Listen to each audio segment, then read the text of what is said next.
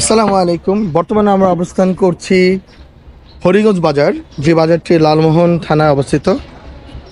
আজকে আমরা আপনাদেরকে একটি জিলাপি তৈরির জায়গা নিয়ে এসেছি, যেখানে একটু অদ্ভুত টাইপের 1 কেজি সাইজের জিলাপি তৈরি করা হয়। নারকেলের মালার ভিতরে জিলাপির খামিটা তৈরি করা হচ্ছে। মিরাজ ভাইয়ের দোকানে এখন দেওয়া হচ্ছে সেই জিলাপির খামিটা তেলের মধ্যে, গরম তেলের মধ্যে।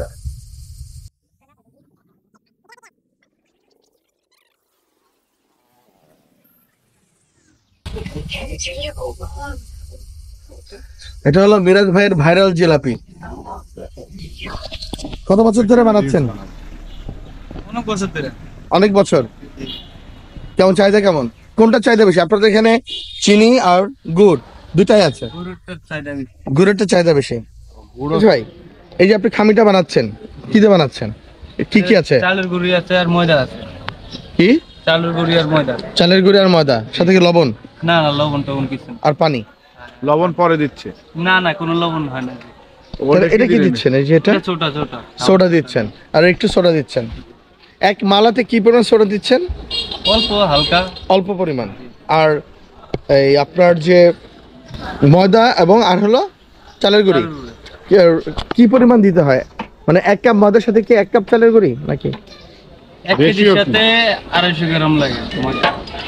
1 কেজি চালের গুঁড়ির সাথে 250 গ্রাম ময়দা, আর সাথে মানে 1 চিমটে পরিমাণ ছোটা লাগে সোডা।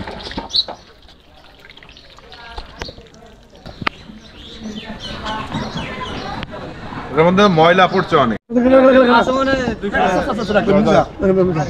দাও এবার দাও, আমি চাপবো। শেষ। এত অল্প সময়ের মধ্যে খেয়ে ফেলে।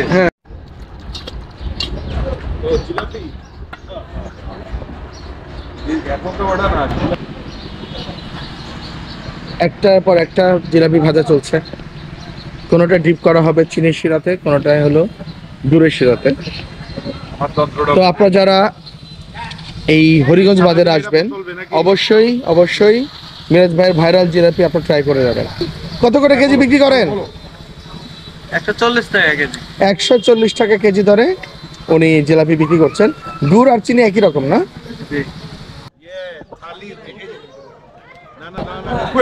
পুরোটা 1 কেজি।